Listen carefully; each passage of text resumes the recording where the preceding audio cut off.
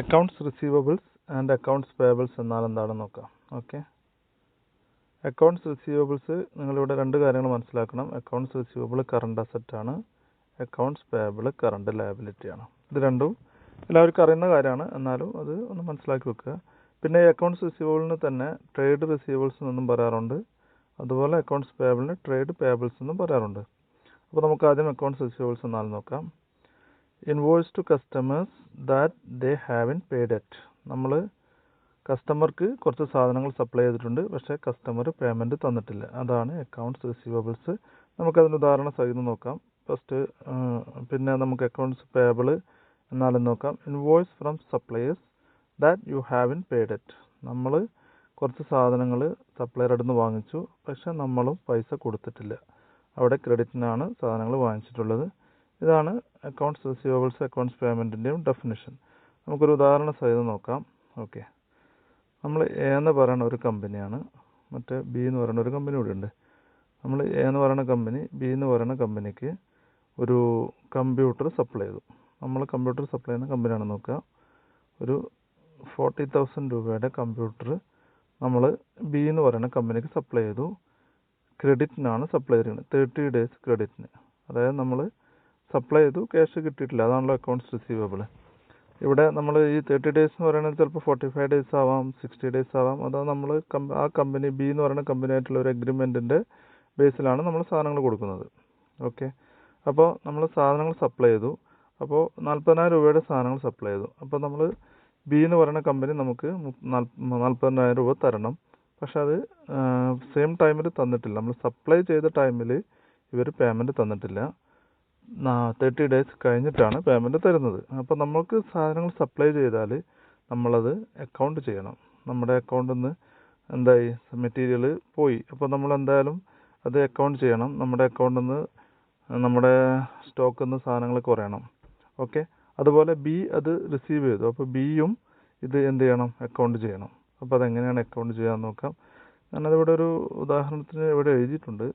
Okay, അതായത് നമ്മൾ B എന്ന് പറയുന്ന കമ്പനിക്ക് 30 days ക്രെഡിറ്റിന് കുറച്ച് സാധനങ്ങൾ കൊടുത്തു. അപ്പോൾ നമ്മൾ എങ്ങനെയാണ് അക്കൗണ്ട് ചെയ്യേണ്ടത്?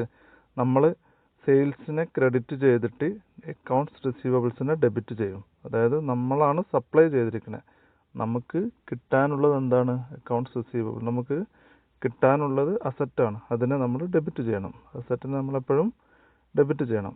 പിന്നെ ഈ ജേണൽ എൻട്രി അറിയാത്തവർ എൻ്റെ 2 വീഡിയോ ഉണ്ട് ജേണൽ എൻട്രിയെക്കുറിച്ച്. അത് നോക്കിക്കഴിഞ്ഞാൽ നിങ്ങൾ ജേണൽ എൻട്രിയെക്കുറിച്ച് മനസ്സിലാവും.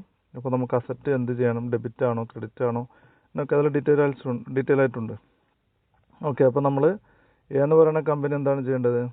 അതായത് എ എന്ന് പറയുന്ന കമ്പനി നമ്മൾ സാധനങ്ങൾ സപ്ലൈ ചെയ്യുമ്പോൾ നമ്മൾ debit accounts receivable credit sales എന്നാണ് റെക്കോർഡ് ചെയ്യുക. ഓക്കെ, എ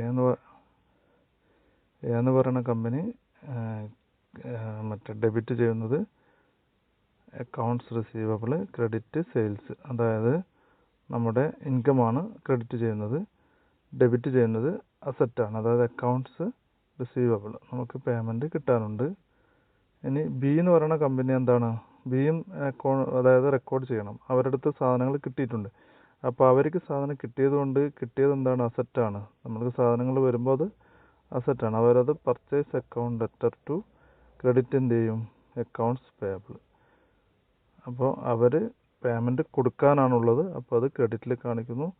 നമുക്കത് കിട്ടാനാണുള്ളത്, നമ്മളത് ഡെബിറ്റിൽ കാണിക്കുന്നു. ഇതാണ് ഇതിൻ്റെ ജേണൽ എൻട്രി വരിക. ഇനിയിപ്പോൾ 1 month കഴിഞ്ഞിട്ട് ഇത് പേ ചെയ്ത് കഴിഞ്ഞാൽ നമ്മൾ നേരെ ഓപ്പോസിറ്റായിട്ട് കാണിക്കും. നമ്മളിപ്പോൾ അക്കൗണ്ട്സ് റിസീവബിൾ നമുക്ക് പേയ്മെൻറ്റ് കിട്ടിയാൽ ക്രെഡിറ്റ് അക്കൗണ്ട്സ് റിസീവബിൾ ക്രെഡിറ്റിൽ കാണിക്കും, ക്യാഷ് ഡെബിറ്റിൽ കാണിക്കും. അപ്പോൾ നമുക്കത് ക്യാഷ് അസറ്റായിട്ട് ക്യാഷ് കിട്ടും, ക്രെഡിറ്റിൽ നമ്മൾ അക്കൗണ്ട്സ് റിസീവബിൾസിനെ ക്രെഡിറ്റിൽ കാണിക്കും. അപ്പോൾ അവിടെ അക്കൗണ്ട്സ് റിസീവബിൾസിൻ്റെ ആ എമൗണ്ട് ടാലി ആയിട്ട് പോകും. അതുപോലെ ഇവിടെ നേരെ ഓപ്പോസിറ്റായിട്ട് അവരും ക്യാഷ് കൊടുത്തു കഴിഞ്ഞാൽ കാണിക്കും. അതായത് ക്യാഷ് പോവും, അക്കൗണ്ട്സ് പേയബിൾ അതായത് ക്രെഡിറ്റിൽ ക്യാഷ് കാണിക്കും, ഡെബിറ്റിൽ അക്കൗണ്ട്സ് പേയബിൾ കാണിക്കും. അതാണ് ഇതിൻ്റെ ജേണൽ എൻട്രി ടേംസ്. ഓക്കെ, അപ്പോൾ ഇത്രയേ ഉള്ളൂ കാര്യങ്ങൾ. അക്കൗണ്ട്സ് റിസീവബിൾസ് അക്കൗണ്ട്സ് പേയബിൾ ഇത്രയേ ഉള്ളൂ. നമ്മൾ പിന്നെ ഒരുപാട് ആൾക്കാർ, ഞാൻ അക്കൗണ്ട്സ് റിസീവബിൾസ് ഡിപ്പാർട്ട്മെൻറ്റിലാണ് വർക്ക് ചെയ്യുന്നത്, ചില ആൾക്കാർ അക്കൗണ്ട്സ് പേബിളിലാണ് വർക്ക് ചെയ്യണമെന്ന് പറയുന്നേക്കാം. അപ്പോൾ നമ്മളൊരു കമ്പനിയിൽ ജോയിൻ ചെയ്ത് കഴിഞ്ഞാൽ നമ്മൾ അക്കൗണ്ട്സ് റിസീവേഴ്സിലാണ് വർക്ക് ചെയ്യുന്നതെങ്കിൽ നമ്മുടെ മെയിനായിട്ട് വരുന്ന വർക്കാണിത്. നമ്മൾ സാധനങ്ങൾ പലർക്കും സപ്ലൈ ചെയ്തിട്ടുണ്ടാവാം. ഒരു കൂട്ടം ഒരു കൂട്ടം കസ്റ്റമർ ഉണ്ടാവും. അവരുടെ പേയ്മെൻറ്റിന് ഒരു ഡേറ്റും ഉണ്ടാകും. 30 days 45 daysലായിരിക്കും നമ്മൾ സാധനങ്ങൾ സപ്ലൈ ചെയ്തിട്ടുണ്ടാവുക. അപ്പോൾ ആ പേയ്മെൻറ്റ് ഫോളോ അപ്പ് ചെയ്യുക, അവർക്ക് സ്റ്റേറ്റ്മെൻറ്റ് അയച്ചു കൊടുക്കുക. അതിലെന്തെങ്കിലും ഡിസ്ക്രിപ്പൻസി ഉണ്ടെങ്കിൽ ചിലപ്പോൾ LPO അയച്ച എമൗണ്ട് ആവില്ല നമ്മൾ ഇൻവോയ്സ് ചെയ്തിരിക്കുന്നത്. ചിലപ്പോൾ എവിടെയെങ്കിലും മിസ്റ്റേക്ക് പറ്റിയിരിക്കാം. കാഷ്യർ മറ്റേ ഇൻവോയ്സ് ബില്ലിങ്ങിൻ്റെ സ്റ്റാഫിൻ്റെ അടുത്തോ അതൊക്കെ കണ്ടുപിടിക്കുക. അതങ്ങനെ പേയ്മെൻറ്റ് കളക്ട് ചെയ്യുക. അതാണ് അക്കൗണ്ട്സ് റിസീവബിൾസിൻ്റെ ഒരു കമ്പനിയിലുള്ള ജോലികൾ മെയിനായിട്ട് വരുന്നത്. അതുപോലെ അക്കൗണ്ട്സ് പേബിൾ ഡിപ്പാർട്ട്മെൻറ്റിലാണ് വർക്ക് ചെയ്യണമെങ്കിൽ ആ കമ്പനി ഒരുപാട് സപ്ലയറുടെ നിന്ന് സാധനങ്ങൾ വാങ്ങിച്ചിട്ടുണ്ടാവും. അപ്പോൾ അവർക്കൊക്കെ പേയ്മെൻറ്റ് കൊടുക്കണമല്ലോ. അപ്പോൾ ഡ്യൂ ഡേറ്റ് ആകുമ്പോൾ ആ സപ്ലയർക്കൊക്കെ പേയ്മെൻറ്റ് അറേഞ്ച് ചെയ്യുക, അതൊക്കെ ചെക്ക് ചെയ്യുക. ഇതൊക്കെയാണ് ഇതിന് മെയിനായിട്ട് വരുന്ന ഈ 2 ഡിപ്പാർട്ട്മെൻറ്റിൽ വരുന്ന വർക്കുകൾ. ഓക്കെ, അപ്പോൾ എല്ലാവർക്കും മനസ്സിലായി കാണുമെന്ന് വിചാരിക്കുന്നു. ഓക്കെ.